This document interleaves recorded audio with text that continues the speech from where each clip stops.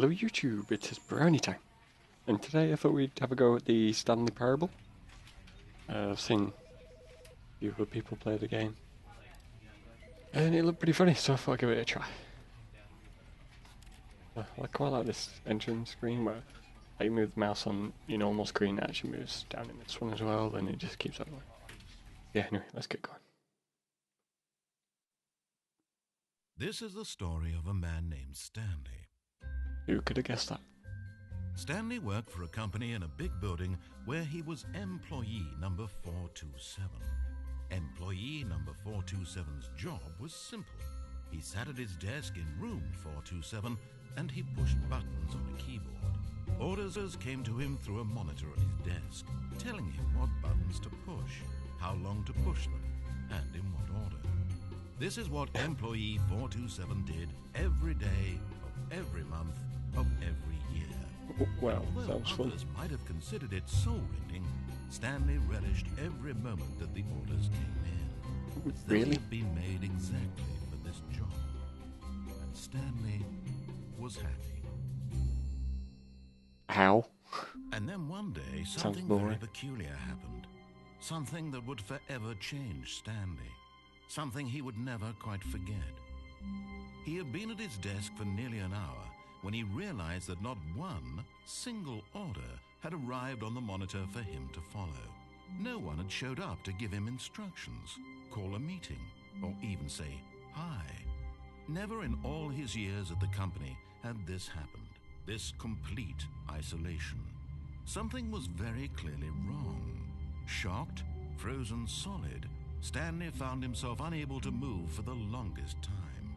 But as he came to his wits and regained his senses, he got up from his desk and stepped out of his office. Okay. Stepped out of my office. What do I do now? Been taking it? Okay, let's go. All of his co-workers were gone. What could it mean? Stanley decided to go to the meeting room. Perhaps he had simply missed a memo. No matter how hard Stanley looked, he couldn't find a trace of his co-workers. Guy didn't even know a computer, just got to sharpen pencils all day. No light, work, just eat my boss. Okay. Where's the meeting? Turn off all these computers, save power. What did that one say? Where's this meeting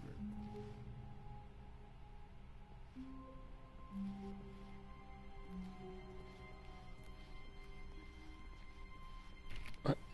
Okay. Chairs randomly. It's like some, Alcoholics Anonymous. When Stanley came to a set of two open doors, he entered the door on his left. Let's go the door on the right. Just be hard work. This was the correct way to the meeting room, and Stanley knew it perfectly well. Perhaps he wanted to stop by the employee lounge first, just to admire it. Yeah, let's do that. The employees. Yes, truly a room worth admiring. It had really been worth the detour after all, just to spend a few moments here in this immaculate, beautifully constructed room. Stanley simply stood here, drinking it all in. Literally, I just stand here. No thanks. Let's keep going. But eager to get back to business, Stanley took the first open door on his left. No, let's just go straight ahead. Stanley was so bad at following directions, it's incredible he wasn't fired years ago. Thanks. Oh, this narrator's hilarious. Can I jump? Oh, left. Look, Stanley, I think perhaps we've gotten off on the wrong foot here. I'm Have we? not your enemy, really, I'm not.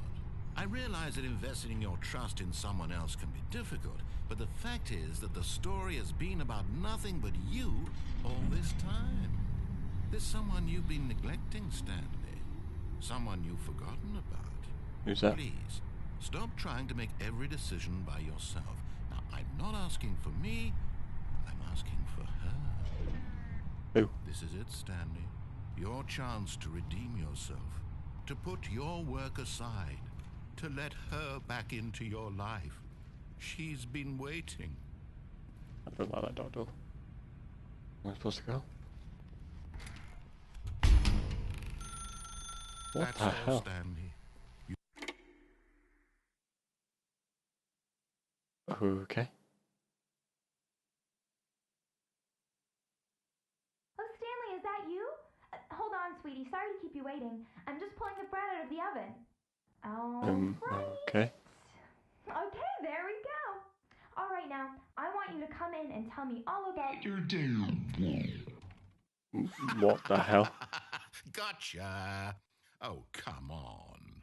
Did you actually think you had a loving wife who'd want to commit their life to you? I'm trying to make a point here, Stanley. I'm trying to get you to see something. Come inside. Let me show you what's really going on here. Okay. It's kind of This is a creepy. very sad story about the death of a man named Stanley. What? Press 3 on the keyboard. Do I want Stanley to? is quite a boring fellow.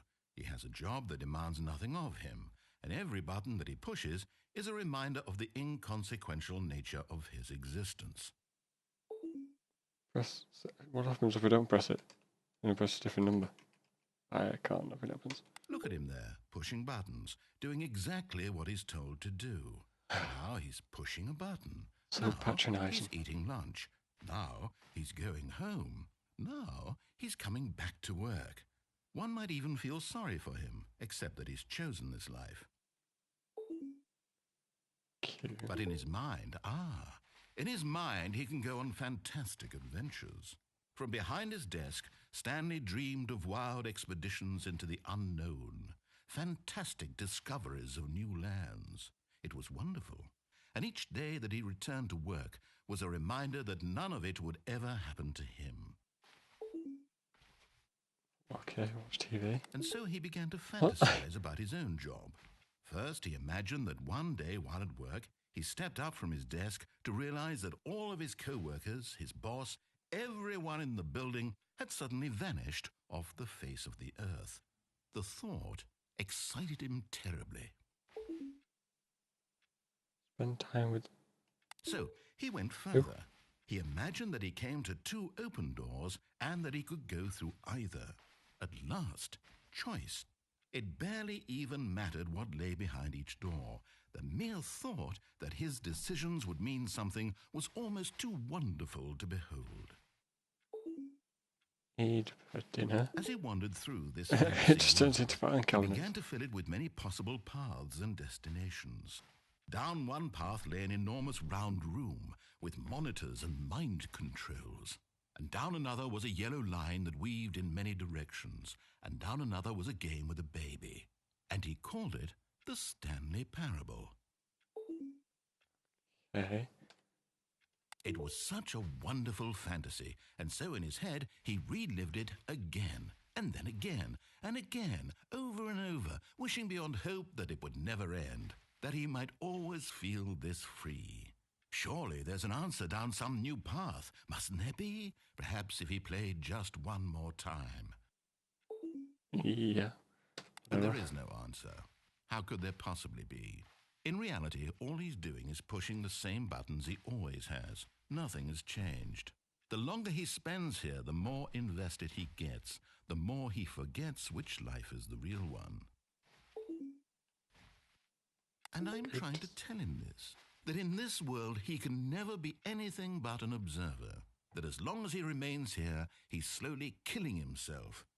But he won't listen to me. He won't stop. Here, watch this. Stanley, the next time the screen asks you to push a button, do not do it. I'm going to push it. You see? Can he just not hear me? Nope. How can I tell him in a way that he'll understand that every second he remains here, he's electing to kill himself?